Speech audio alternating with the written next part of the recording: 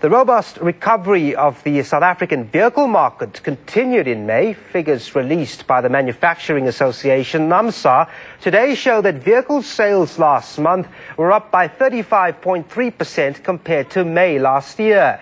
Exports were also up. That's despite fears that the strike in the transport sector could affect exports through the country's harbours.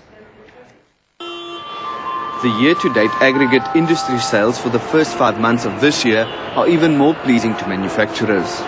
They are up by nearly 25% compared to the same period last year.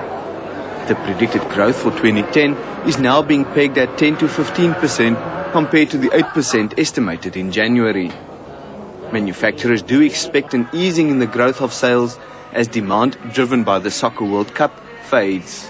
Strong showing in the month of May by your upper end of the market, where over 40% of the market was really in the upper end. And that says that consumer has probably recovered better and has come back into the market. The question is, in the second half of the year, will the consumer at the bottom end of the market be able to participate? And I still think there's some stress there for that consumer as they look to rehabilitate their debt.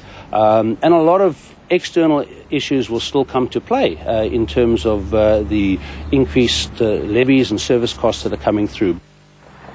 The strong growth in exports is seen as remarkable by many commentators given the level of overcapacity in global manufacturing.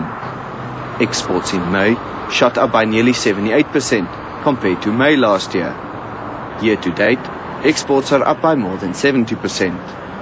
Seemingly, the effect of the Transnet strike has not been reflected yet. The motor industry has got one of the best logistics and supply chain management methods and strategies in the world, and also in all the industries. And I'm confident that they will be able to balance that out.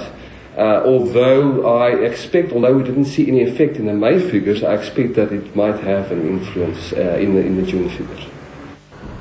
Sales in the light, medium and heavy commercial vehicle sectors recorded growth figures of between 30 and 40%.